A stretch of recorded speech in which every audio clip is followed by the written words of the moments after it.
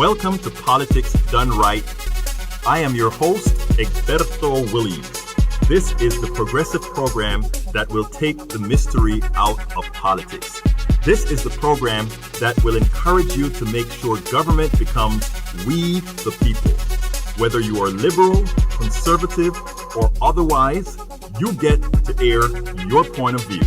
Remember, you can also send me a tweet to EGBERTOWILLIES.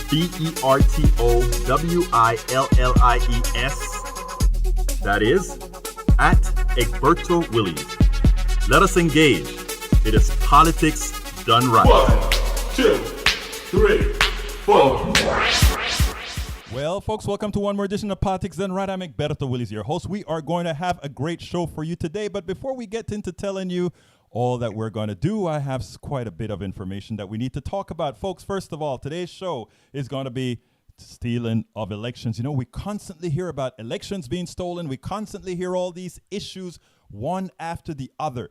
Democrats are stealing the elections. Democrats are doing this. Democrats are doing that. You know what the word means? Projection, projection, projection, projection. Projection is when you go ahead and the things that you scare the most about yourself, the thing that you fear the most of yourself, you see in others. You know, I've suffered from projection myself, and you know what? How I've cured my projection. Maybe it's time for the Republicans to do the same, because all the things that they've been complaining about voter suppression or voter fraud. Guess what we're finding? That there's a hell of a lot of voter fraud in 2018. We've been hearing about voter suppression. We talk about voter suppression. We see them suppressing the votes. We've been talking about taking on power not given to you by the Constitution or otherwise other powers. And that's what they're doing. Wisconsin, are you listening to me? Michigan, are you listening to me? North Carolina, are you listening to me? So, folks, we have to be cognizant of what's going on here. We have to be ready to know exactly what we have to do to mitigate these problems. And then later on in the show, when we go over all these issues, we're going to have a special guest, Daniel. Daniel is going to be in from Indivisible Houston. He's going to be talking about the school board here locally, but things that apply completely across the country.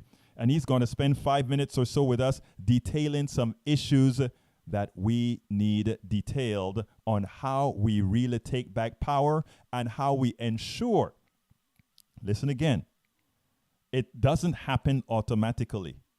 It is something that doesn't happen organically. It is something we have to do. And until we realize that, until we do that, until we invest in that which is going to make us better, that in which we are going to be able to be successful at what we do, folks, it ain't going to happen. But you know what? We're going to make it happen. And we have people that are going to make it happen. How? We're never going to forget. And also we're going to be in their skin over and over again. Today's topic, Republicans steal elections in more ways than one, and some are blatant. Projection, it's Republican who steal elections virtually and literally. And it is on display throughout the country for all to see in real time. It is out in the clear, folks. Republicans are all about projecting their ill behavior on others. Remember how upset they were on Bill Clinton's affairs with many women? Turned out they were all doing the same thing, but in their cases, there were children involved, children born, children that were hidden, children that ultimately would have psychological problems, because in doing their own thing, I don't care what they want to do, you can do as you please, but please, let's protect the children. But the family values folks forgot. It is not about sinning. It's about how. It is about all these other issues, folks. Turned out they were all doing the same thing, but in their cases, the children were involved. They talk about voter fraud a lot. Well, it turns out they are the ones perpetrating voter fraud throughout the country. What about abiding by the will of the American people? What about that? Folks, if you're just joining us, please remember this is a progressive show. Please remember that. Tell us where you're in from. Go ahead and type in this in the message section. Let me know what city and state you're in. I'm really wanting to start tabulating some of that. You don't have to tell me exactly where you are, but we'd like to know what city and state. So folks, please, in the comment section, tell me about your city. Tell me what city and state you're in. And also, folks, Share on your Facebook page, share on your Facebook wall, share on your Twitter, Tumblr, everywhere else. If you're watching this on podcast or vlogcast, please remember to share this as well in your own domain. You know, most of our watchers and listeners are gonna be on podcasts and so forth. But make your statement, put where you're from in the comment section. But anyhow, folks, continuing with the intro, what about abiding by the will of the American people? Well, when the American people tell them they do not want what they're offering, they ignore them and usurp power. We will discuss this later. But, today we have our bi-weekly contributor, Tamara Shealy, a former Georgia senatorial candidate and political activist. Today she will be discussing women voting and women having each other's back. What we really are gonna have, folks, is a good conversation. So, Tamara Shealy, back again. I think this is number 4 or number 5 on Politics Done Right, one or the other. Is that right? Yes. Thank you, Egberto, for having me. Hi, everybody. Thank you. Politics Done Right family. Well, I'm not going to say it, you don't have to say things like thank you for having me right now, because you're officially a contributor to Politics Done Right. Because, I mean, look, first of all, we are very, very proud. And I've got to tell you that we're proud of what you accomplished out there in Georgia. You didn't win your race, but you prepared the person who won that race to win that district. For folks who don't know, Tamara is in a Republican district, and she's been nurturing that district for years, 3 election cycles. And every single cycle, she's raised the bar 5 or 6 points. And at the time that it was to take it over the limit, the Democratic Party didn't do a very nice thing. They got somebody else to run against her. That person won and took the district. Tamara, the only reason I said it is I wanted to let you concentrate on what we're really talking about today. Thank you, Egberto. but anyhow, as it turns out, today we're going to be talking about women, solidarity, etc. This week I was listening to a woman talk about submitting, right? Submission. Mm-hmm. And this was, I try as a host not to be a black host, not to be a black blogger. I've always been consistent in that. But this is what concerned me. Right now there's this thing about submission to men and all of that sort of thing. And now there's some blame going around as to why is it that Trump won and why is it that Stacey didn't win, etc. And you have a lot to say about that. Now, I want to preface that by saying this, because it got me very upset. This woman came on to The Conscious Mindset, a great show on KPFT 90.1 FM in Houston. And she said that men and women are not equal, and she has no problem submitting to men.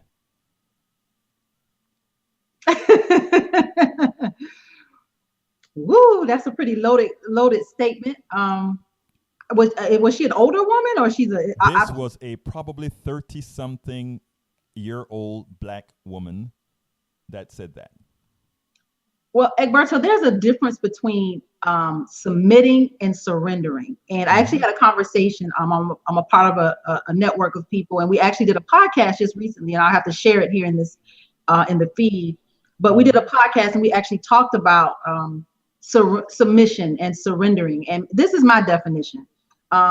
Surrendering is when you yield power, and it's intentional, and it's you didn't take it from me, I gave it to you.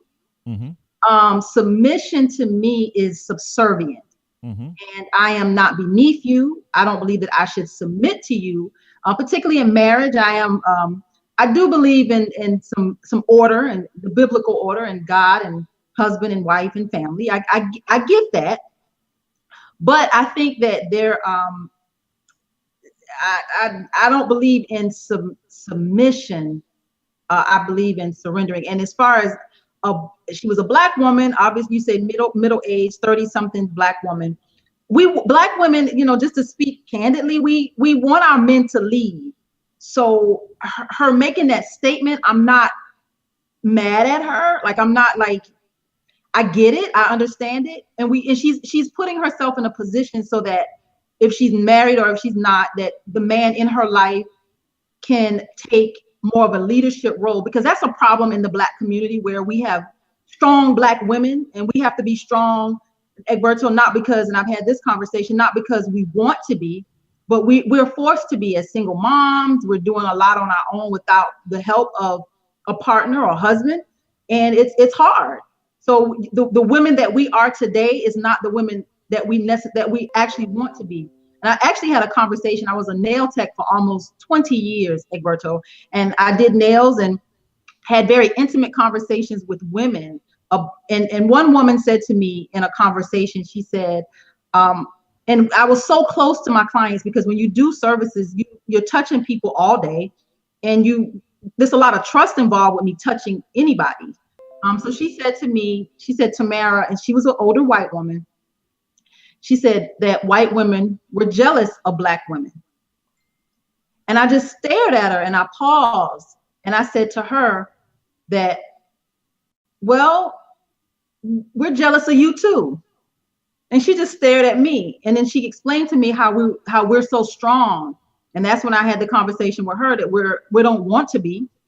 And I said to her, we're jealous of you because you get to stay home with your children.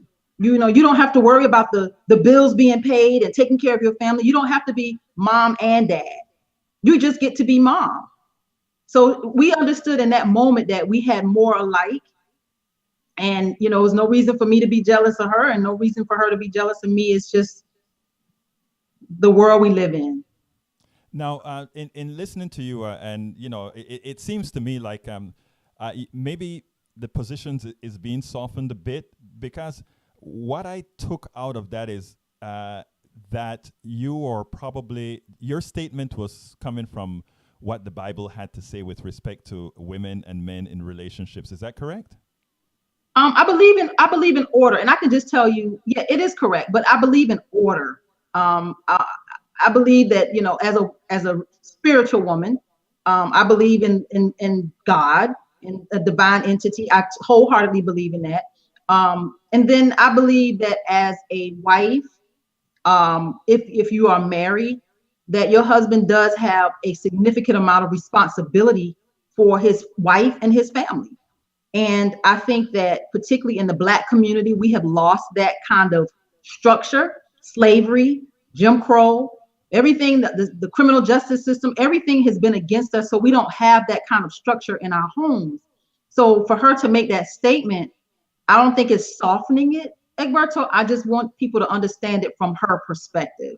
Okay, got it. All right, I just had to bring that up with you because again, that took me for a loop. And when you get a chance, go to my site to see the call-in that I did to the show, and because my thing about I believe in full equality, right? But you know I'm not a biblical person, but I do believe in the full equality of men and women, and that women can do as they please, men can do as they please, that sort of thing. Biblically, I don't know how correct I am for those people who follow the letter of the law of the Bible, but that is what I believe. Now, that said, one of the things that we wanted to talk about specifically was women sticking together. And specifically, this has a hell of a lot to do with elections. And I know that you were sort of frustrated with what occurred in Georgia with Stacey losing, but specifically not getting the amount of women support that one would have expected from women in general in the aggregate. Yeah. So in Georgia, 97% of black women voted for Stacey Abrams in this general election, and 76% of white women did not vote for her. And I believe that was twofold. I think that, you know, she as a black woman, that was a challenge. And she is being black and being a black woman. Those were the challenges with that. I don't understand as a black woman why we can't stick together as women in general. I don't understand. And I don't think I necessarily have answers for it, but I posed the question in my Facebook post this week because I want to hear white women, because I don't think that I can fix it. Whatever's happening in the mind of a white woman, it's beyond comprehension of a black woman. Let me ask you something. Yeah, but I want to take on that now. What I want to do now is I'm going to come and I'm going to if you notice how I started the show, I started asking you about that woman that I disagreed with, who wanted to be more submissive, right? And in listening to some of your responses, you gave me a quasi biblical response. I know you personally, so when you talk about submission, that you would like to submit or whatever, Surrender, I, not submission. okay, so whatever term you want to use, my first reaction is, really, Tamara? Come on! Don't forget, I know how you perform. I know how you act in regions. I know how you act in these other. There are a lot of women talk about the Bible and how they are going to submit and really don't. The difference between you and, let's say, this woman that I'm talking about is, I saw her statements as really meaning submission, or in your case, surrendering, etc., etc., etc. But I want to reverse that a bit now, because this is now in defense of white women. And here it goes. Black men went ahead and voted for Trump, 15% of them. And I don't know what, and about the same percentage, I believe, voted for Adams. What's the name of the guy that ran against? Brian Kemp. You're right. About 7%. Kemp, okay? So about 15% of them. Mm-hmm. They're all male, etc. Now we have a general thing within women, even based on some of what you're saying, that really claim that, they're going to, a lot of these folks want to stick by their men, okay? In other words, they're sticking by their men. Mm-hmm. Can't we start the discussion at a base and give the benefit of the doubt, in which we're saying these women's behavior isn't all that different from black women who believe in what I talk about, this woman in submission, as well as the black men themselves who voted for Trump. You see the analogy that I'm trying to draw there? I absolutely see the analogy. And I can say this to you, those women voted their interests, their privilege, and it became something bigger than submission or surrendering. They are protecting their interests. Exactly. So we as black and brown women, and we gotta take a different approach to the way we think politically. These decisions cannot be emotional. I don't need to just like a candidate. Politics needs to be a place where we are voting and getting our interests represented. I'm so happy you said that, because I think we're getting some symmetry here. Mm-hmm. Because you're absolutely right.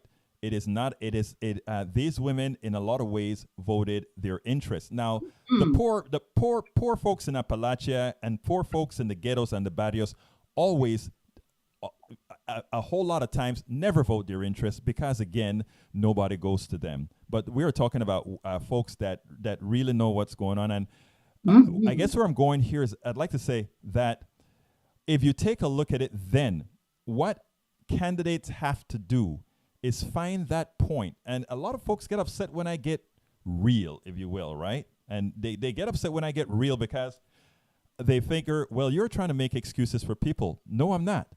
I have no feelings at all, either, or whatever. I just want success. Mm-hmm. And my question, and folks like you have to answer as well, Tamara, is what is it that you're going to have to do to look into that, to, let's say, white women that just feel they have an affinity for the Republican Party, even though you and I know that many a times the Republican Party is passing policies against them. Why is it that we can't get to them? And, everybody wants to use racism as the issue, right? I think it's deeper than racism. So I'm interested in your thoughts on that. It's classism. It's about them maintaining their status. It's not about anything other than making sure that I can stay home with my kids, and my husband goes to work, and we have a great middle class or upper class lifestyle. They're maintaining their status with the decisions that they're making based on what's best for them. And it's we as a people, and this is where I want to rein it in, the Democratic Party. Mm-hmm. This is where we kind of have to start talking about economics, and particularly the Black and brown communities. Like, that has to be a conversation, and it has to be intentional. Some of us our entrepreneurs, you, me, we're out here wanting to participate in this economy and be a part of this society, not just from, you know, what the government can do for us. We want to be a part of this. So Egberto, it gets so broad. We can go a whole lot of places with this conversation, but I just think that, you know, women, particularly white women, they're voting their interest and their privilege and maintaining their status. And I think it is, and I'll be blunt, I think it is your job to undercut and make the case to them. And believe me, I know it ain't easy, because I try to make the case to all kinds of different folk right now, as far as let's get away from, you know, I think it's, I honestly think it's beyond tribalism, and I think it is closer to what you said is you said to maintain their status and privilege. I want to add an adjective to that. To maintain their perceived status and their perceived privilege, because their perceived status and perceived privilege is what allows the plutocracy to screw them. Because at the time, what it's doing to them, it is saying, hey, vote for us, be privileged. Okay? But you can't do a damn thing with just privilege and status. You have to have something behind that. And I think that is, you know, we talk about which communities are falling behind and all of that. And you find out that, you know, there's a friend of mine got mad at me because I referenced not article, but a show in Great Britain that said that they had a whole lot of, it was a multicultural show, white, black, Latino, African, all kind of folks on there. And the guy said, guess who's the new black? And nobody knew what to say. And then he said, whites are the new blacks. And then I posted about, I saw your face, and that's the reaction a lot of folks get. And I saw that, and I wrote an entire article about that, because I said, you know what? Deconstruct what this guy was saying. And he was really telling the truth. Right now, that privilege and status that you're talking about is likely the reason why it's done, Tamara. I agree with you right there. But the thing about it is that privilege and status is vanishing so fast. It is vanishing so fast. In fact, I would contend that it's non-existent. And because it is non-existent is where the frustration comes in, is where the frustration that you see in the Midwest, is the frustration that you see in these other places, because it was like that I'm privileged. How comes I'm doing just as bad as the other? You know, Nixon, I don't remember if it was Nixon or Johnson said, when the Democratic Party is perceived as a minority party, all the white people in the party will run. My contention to all my white brothers and sisters is this. You know what? That is what they expect to do to screw you. So therefore, you have to learn what to do to not allow that to happen. Don't play into their games. And you say? You summed it up, Egberto. That was, I mean, you brought it home with that. And you're right. You're right. You know, that is why I try, Tamara, I get into trouble a lot of times, right? Because when I'm making a lot of cases, right, some people will say, oh, Egberto, you are an Uncle Tom. And I'm like, really? Read my stuff and see if that's the truth. No, I love everybody equally. Love everybody. But, you know, I'm also going to talk the truth, just like you do. And one of the reasons I'm happy that you're coming on here is because, you know, remember when we met there in, was it Arizona, I believe, at the Netroots, Arizona. And you went out there. I mean, you took the stage. You took that stage in front of this crowd that was supposed to be a progressive crowd that looked nothing like America. A progressive crowd that looked nothing like America. And you went up on that stage and you went ahead and gave your spiel. And people looked around like, who the hell is this woman? That is what we're talking about. And that is the kinds of stuff that we're going to have to get done. And my ode to you right now, Tamara, is part of your activism, in my humble opinion, is going to have to, and let's talk about the project that you're doing. You are going to have to get to white women. And I think you have a project that's doing that. I am. So I am launching, and thank you, Egbert. So I'm going to actually just put it out here on your broadcast. I am going to launch another Facebook Live broadcast, and it's going to be called Politics Beauty. And it'll focus on beauty, the things that definitely bring us together as women, beauty and health. we're also going to dive into the politics of it all and really start some hard conversations that we need to have as women. And it's going to be challenging. It's going to be a lot of fun, because we're you know, we women have to make it fun and pretty and beautiful, and we'll do that. But we're definitely going to get to the root of it, and we're going to have these conversations about how to bring us together as women and really work collectively to get our interests represented as women. And I think that is so important, right? Because right now, what a whole lot of people, you know, we always talk about that divide and conquer issue. You know my famous phrase, when we unite Appalachia, the barrios, and the ghettos, we are going to really beat the plutocracy. And including within that, we have to have the gender thing put out there, right? One of the reasons I got real mad when I called into that show and says, women, I don't want to hear women talking about submission right now. I need you to be on an equal footing, because when folks like you, Tamara, go out there, you're not only going out, you don't only have to talk to white women to get the things done right. You have to talk to men and women, don't you think? Oh, absolutely. Absolutely. But I'm going to target right now at this point, Egberto, in my journey, I really want to talk to women. I want us to really come together as women of all ethnicities, all backgrounds. I look forward to bringing us all together as women. And I think that new thing that you're putting together, I think that is important. And not only that, I think that is going to be appreciated, because I think what happens a whole lot of times, Tamara, is that you know, people talk about the Democratic Party being love identity politics. The thing about it is, I am a product of identity politics. I love identity politics until we become one identity. If you don't have identity politics, some identities are left out. Yes. So you have to have identity politics, and that doesn't mean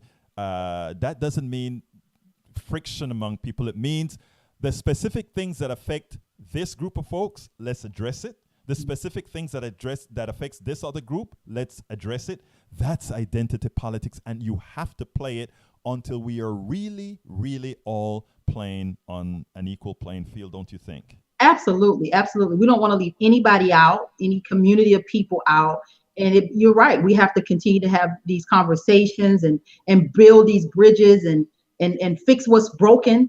We just have a lot of work to do in the Democratic Party. And I've been, you know, had some backlash. People are telling me just to leave the party. Why don't I go away? Why don't I be quiet and sit down? And I'm sour grapes. I'm bitter. Like, I've had it all, Egberto. Oh, you would, yes. I'm not going anywhere. I'm going to continue to push the envelope and make this party better as best I can. And while I'm here, I'm not going anywhere.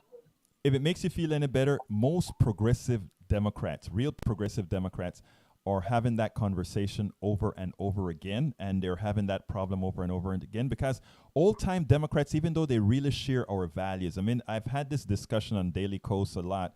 People kind of wonder, well, you're progressive, you're democratic socialists, get the hell out of here. And I'm like, no, you look at what the things that we believe in. And the vast majority of Democrats believe the same thing. The problem is the messenger, how it's done, and that is what scares a whole lot of people. So what we're doing, that important work, and you're doing that important work out there as well. So I tell you something I'm going to tell you this on air. I've never told you this, but right now I'm putting together this group here in Kingwood, Texas, where we are putting together Republicans and Democrats just to talk, right? And where we're going to have these conversations, and it's going to be run by one wonderful lady out here, Elaine Kimsey. And I think a group like that, we have representation in just about every state. But I may have to throw that on your way to see what you can do for us as far as organizing in your section of Georgia, Atlanta, Georgia, that stuff, because I think it's an important thing, an important concept to work on, and I hope that when I call you on the phone and say, I need your help in Georgia, will you help me? Absolutely. Yes. I look forward to it. And I think we should be having those conversations across the aisle.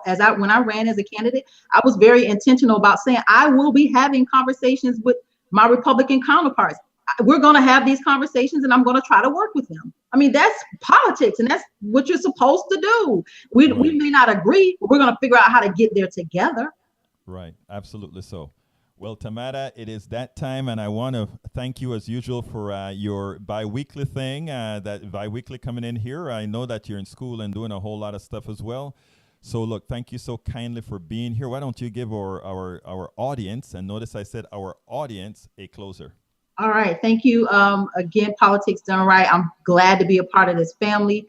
I appreciate Egberto for inviting me on. And let's continue to have these conversations. I think when we as Democrats are very vocal and we're open and honest, I think we will move mountains and build bridges and get past a lot of the problems that we've had. But we just have to continue to have these conversations and this dialogue. You can find me on Facebook and Twitter and Instagram, everything at Tamara Shealy. Be on the lookout for our new broadcast, Politics Beauty, where we'll be talking to women in the areas of politics, beauty, and health. And our weekly broadcast, Tamara for Georgia, where we talk all things Georgia. So be on the lookout. And Egberto, I love you, and I appreciate being a part of this family.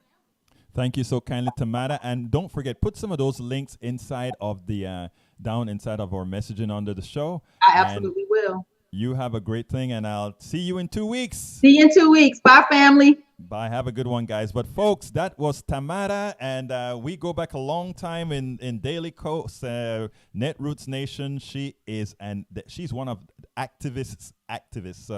She really does a lot back in Georgia. She really changed that district, and personally, I was very, very upset when they went ahead in that district and not gave her due for changing that district like no one else. Nobody worked that, and you notice I kind of harp on that because nobody worked that district like she did. I mean, if you take a look at a lot of what she placed a whole lot of this on Facebook. If you take a look at how a candidate is supposed to win over a district, that is what this woman did. And for that, the party didn't give her her due. And you know what? She's still there. She's still going to work with the party, within the party, but also with the progressive movement. That is a very tall order, but that is something that she's going to do. And I'm pretty sure she's going to be damn successful at doing it. Anyhow, continuing with the program, folks. And do you know what time it is? It's time for the weekly blog post. Okay, folks, remember what the show was about? The show was about projection and who really steals elections. Anyhow, the title of the blog of the week, Projection. It's Republicans who steal elections virtually, literally, and we're not kidding you. Anyhow, we do not have to wait for the results of investigations. We need to watch the actions of Republicans pre and post election. It's not pretty.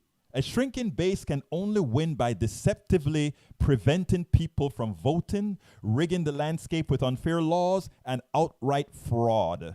The Republicans are doing all three. Beware whenever Republicans scream about voter fraud. They are projecting, hoping you will talk or take your eye off the ball, as they win by deception and fraud. This is not hyperbole. To my Republican brothers and sisters who are listening here, let me tell you something first of all. I am not talking about you at all. I am talking about that corrosive leadership that is about all power. You guys are my friends. You guys are my family. I love you guys too. Hell, I've got Republicans in my family. I love them just as much. But the scourge that is the leadership, the scourge that is the plutocracy that's running them. And by the way, it's running some neoliberal Democrats as well. So don't think I won't I won't throw my fire at them as well, because I will. Now, the Republicans lost the governorships in Wisconsin and Michigan. And now in the lame duck session, they are undemocratically going against the wish of the public as they try to cripple the newly elected politicians. The citizens elected Democrats on a platform of change. They aim to usurp that possibility of change. In the other words, they are going against the will of the people. Vox reports the following, quote, Republicans are about to lose their grip on power in a number of states and they are trying their hardest to sour Democrats' elections wins. In Wisconsin, Republican Governor Scott Walker will have to pass the baton to Democrat Tony Evers come January. But before he does, the state's GOP-controlled legislature has called for an extraordinary session to curb Evers' vote power in office and potentially make it harder for Democrats to get elected in the future. Continuing. A quick rundown of what Wisconsin Republicans propose. Here's what they're proposing. Republicans want to cut down the number of early voting days, limiting it to 2 weeks. This would likely draw legal challenges. The proposal is very similar to a previous law that the court struck down in 2016 for stifling votes for partisan gain. There's a proposal that would allow the Republican legislature to intervene in legal cases and hire their own lawyers. The state has its own lawyer, but they, as Republicans, want to hire their own lawyers to effectively replace the Democratic Attorney General altogether, the constitutionality of which is up for debate. And they're always talking about, oh, you're not following the Constitution. Barack Obama, you're not following the Constitution. Really, my dear? Projection, is that what it is? They also want to change the date of the Wisconsin 2020 presidential primary from April to March, which Republicans say will separate nonpartisan elections from partisan ones, and which liberal advocates say is a play to protect conservative state Supreme Court candidates up for re-election. This idea has already raised the ire of Republican and Democratic election clerks across the state, who say it would be a logistical nightmare to hold 3 elections. So even Republicans are balking at that. Remember, Republican brothers and sisters, I'm saying it's not against you, man. It's against the folks who are destroying your party. The changes would give the legislature more power over the boards of certain commissions, like the Wisconsin Economic Development Corporation, the state's jobs-focused agency, which has come under a lot of scrutiny for giving the Taiwanese company Foxconn Technology Group $3 billion in tax breaks. Republicans gave a company $3 billion in tax breaks in exchange for their $10 billion factory. An investment that even the state legislative bureau said the state wouldn't bring returns until after 2043. In other words, a lot of people listening to this right now would be dead. Hell, I could be dead at that time. Evers said he wanted to get rid of WEDC altogether, as it has garnered a reputation for falling short of its jobs promise. The other proposal would limit Evers' abilities as the governor of the new elected Democratic governor of Wisconsin to change the state's work requirement laws around food stamps and health care, given the legislature oversights over any federal waivers the state has received. Walker pushed the Medicaid work requirement waivers and waivers to drug test food stamp recipients. Why don't they drug test everybody? I mean, they'll get a surprise. Drug test politicians. You can't be on drugs if you're going to be a politician. Look, the truth of the matter is everybody wants to work, or most people want to work. This fallacy that these people just want to get welfare is just that, a fallacy. Look, you have people that don't want to do a damn thing. That is true. But that comes in all colors. But the idea, these guys want to make it look otherwise. You know. Continuing, they want Republicans to stop Wisconsin's incoming attorney general from withdrawing the state from a federal lawsuit against the Affordable Care Act, instead requiring legislative approval to do so. In other words, they want to take the power away from the executive. Now, folks, these people voted in, look, there were more Democrats that voted for, there were more Wisconsians that voted for Democrats than Republicans. They just happened to be gerrymandered in such a way that the legislature stayed Republican. In fact, they picked up a couple of seats because of how the gerrymandering was done. But more people voted for the elections that took place entirely over the state. Most people voted for Democrats. And if you added up all the votes, there were a whole lot more votes for Democrats, and they did that because they wanted the Medicaid expansion to the Affordable Care Act. They wanted all these things done. That's why they voted. The aggregate vote tells you that. Republicans are saying, we don't care.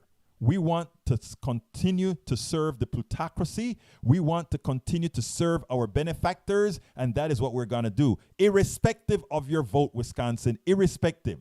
Look, the lame duck legislature is attempting to do the same thing. For the first time in nearly 3 decades, the top 3 position, this is Michigan, the lame duck legislature in Michigan doing the same thing.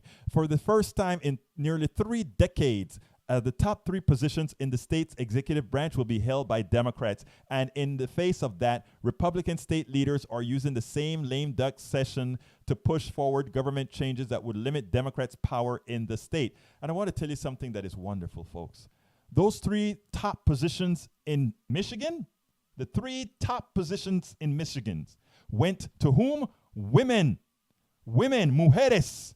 Ellos ganaron el estado sin 3 mujeres. 3 women won the whole damn shebang. More Michiganders voted for them. One bill would ensure the Republican-controlled legislature has the opportunity to defend state laws in court, even if the Democratic administration is reluctant to do so. For example, Nessel, the Attorney General-elect, has said she may not defend the 2015 law that allows faith-based adoption agency to decline the work with same-sex couples, an issue that still remains tied in the courts. Another proposal would shift the oversight of the state's campaign finance law away from the Secretary of State office and to the commission that would include an equal number of members from each party appointed by the governor at the advisement of the state's Republican and Democratic parties.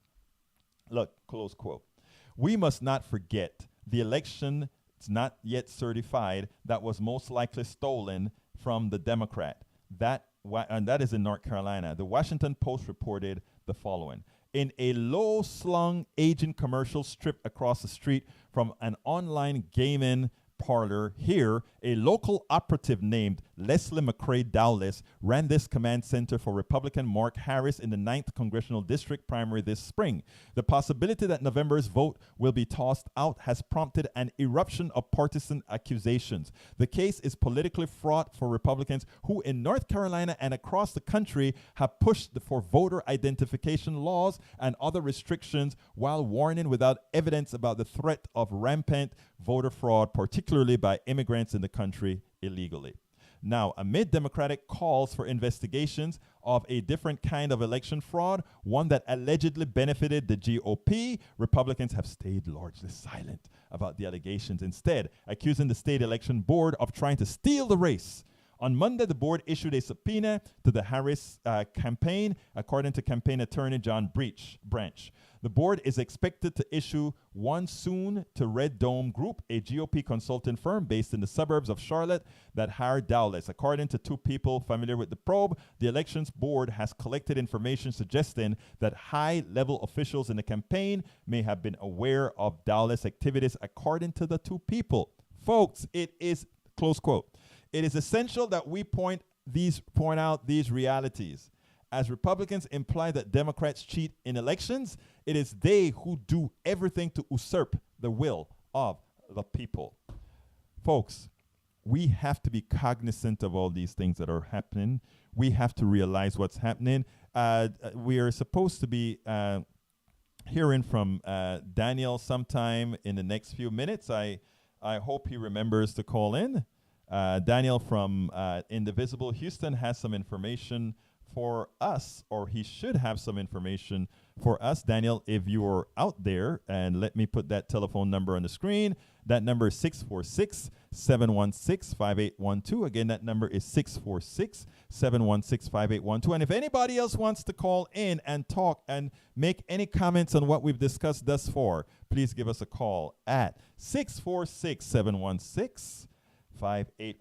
In the meantime, what I'm going to do is go to the boards. I go to go ahead and see what our people are saying on the on the Facebook page, because it's evidently most of you like to comment in words. So what we're going to do is we're going to go ahead and go to the Facebook page and see what people are saying. So bear with me 1 second as I try to pick this up on the Facebook page.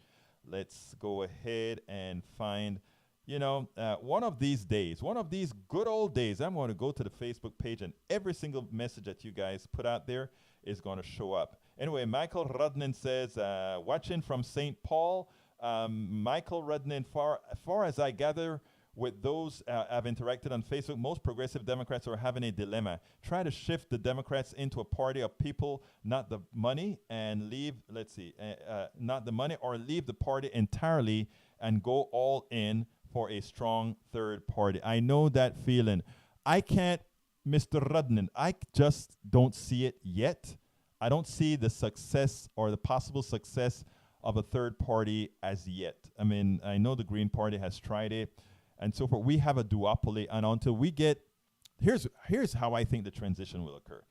I want more parties. I do want to see more parties.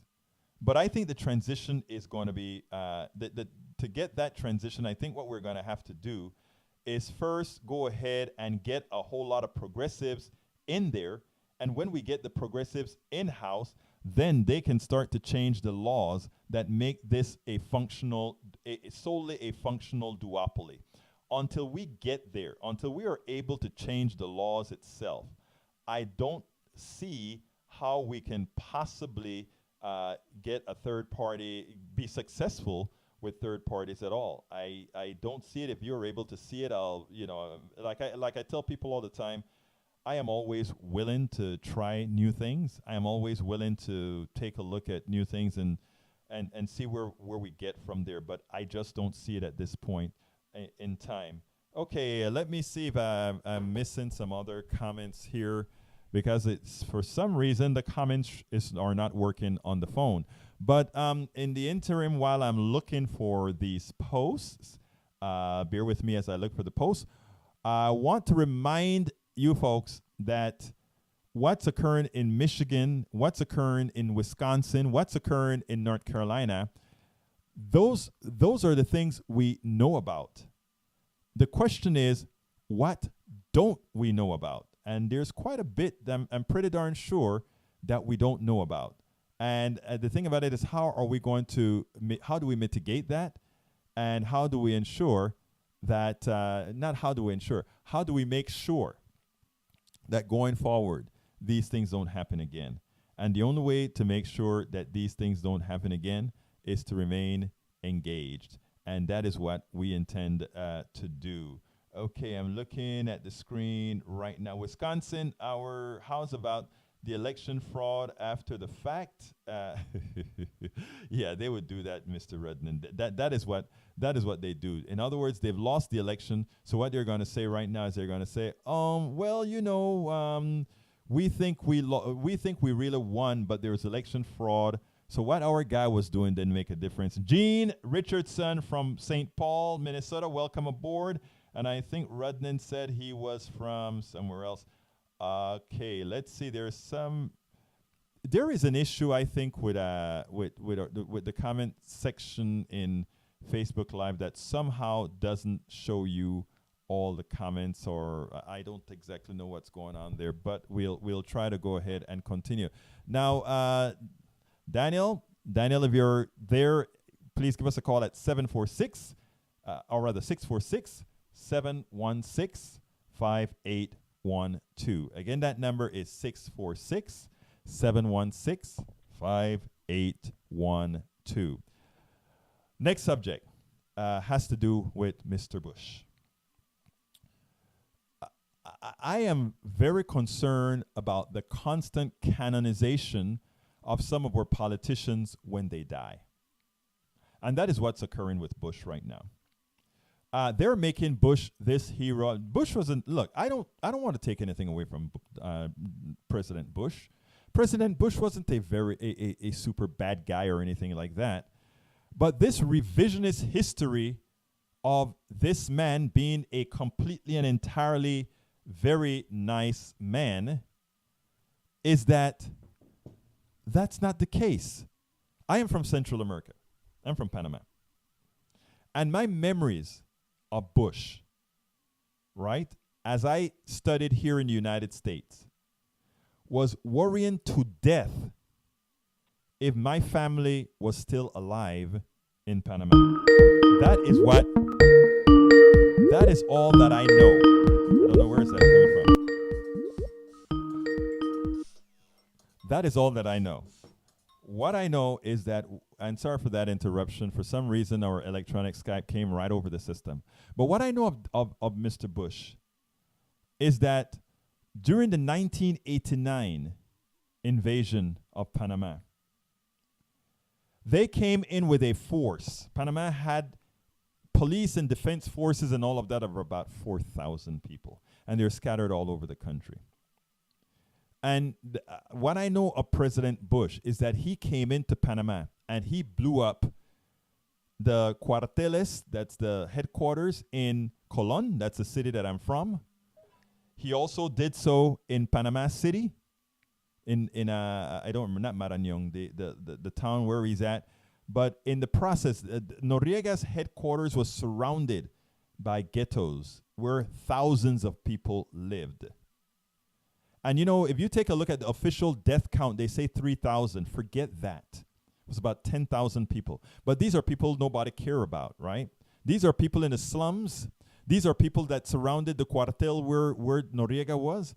And they opened up bombing.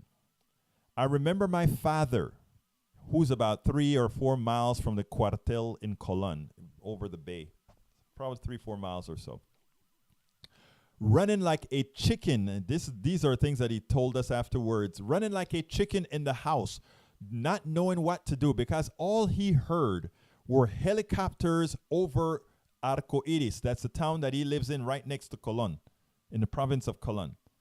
And bombs flying and missiles going across to hit the cuartel 3 miles away. That's what he remembers. The stealth fighter being tested on Panamanians. That's what he remembers. That is a legacy many remember of Mr. Bush in Panama. So the kind man that he was with people over here, the kind things that he did, that is great.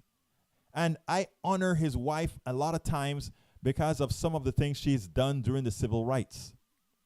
But the canonization of a man forgetting all that he has also done that was wrong is, in fact, wrong. It demeans those who were affected by the policies they inflicted on others. I can talk about the military guys, Colon and Rainbow City, Arco Iris, the place that I'm from, are close in proximity. My father could have told you he's dead now, a few years ago.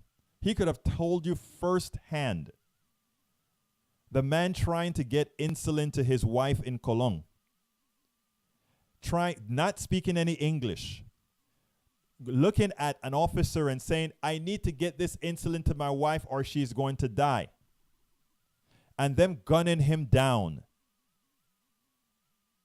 I can tell you about those things.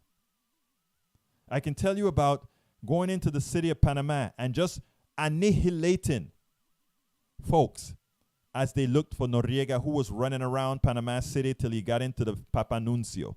That is the where the cardinal, the Catholic cardinal, lives in Panama City. So when we're talking about these dead presidents, let's be fair. Let's talk about the good things that they did, and he indeed did great things. I mean, he passed the Clean Air Act. He also passed the Disabilities Act, and these different good things that he did for Americans. But do remember as well that a lot of bad things occurred under his watch. Do not think that he knew nothing about Iran Contra. Do not think that he wasn't complicit when the drug lords in Colombia gave the money to Noriega to get to Nicaragua.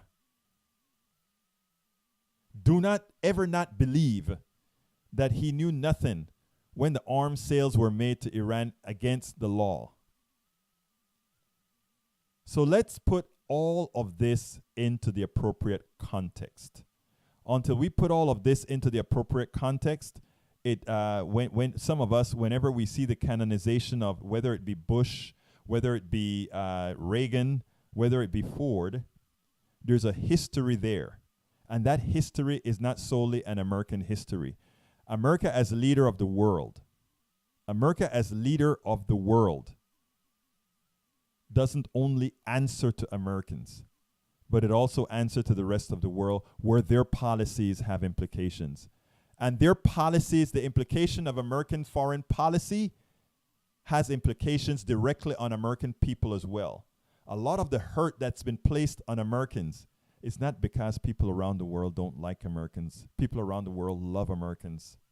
But a lot of what has happened when it comes to terrorism and all these other isms that occur happens because a lot of the policies that occur overseas, because of our poor media, because of our poor state of journalism, folks in the States do not know what their folks are doing on the other side of the ocean, on the other side of the border, on the other side of many other places. They just don't know. But you know what? That's why we have a Politics Done Right. What we do is we inform and we inform and we inform. And you know why? Because an educated population can really make choices. An educated population can really elect the right people who really make us, Americans, look like who we are, the good people that we are. That's what it's going to take. Folks, you know this is a progressive show that needs your support. So I want to ask you all to go ahead and go to patreon.com, patreon.com/politicsdoneright. Again, I'd like to ask you, go to patreon.com/politicsdoneright. That is how we pay our bills. Patreon.com/politicsdoneright. We go all over the country to support progressive values. We go to conferences. We do all these things. We go to network. We do all these things necessary for us to change minds, get the message out, and do all the right things to make sure we can start getting more progressives elected, to make sure that the progressives that we get elected continue the job that progressives need them to continue or to do. So I ask you humbly, I ask you kindly, I ask you appreciatively to please go to patreon.com, patreon.com/politicsdoneright, and support independent progressive journalism, independent progressive blogging, independent progressive radio, independent progressive videos. That's what we do at Politics Done Right. That's what we do at egbertowillies.com, theliberalnetwork.com, and singlepairhealthcarenow.com. All of that you support when you support us at patreon.com/politics done right. Folks, we're coming to the end of the show. I'm sorry we missed Daniel Cohen today, who had a great story to tell. He must have been taken up somewhere else, but that's all right. I want to thank you so kindly. I really appreciate every single one of our listeners. I ask you to share. I ask you to make sure this goes out. My name is Egberto Willies. This is Politics Done Right, and you know how I end it. I am what? Out!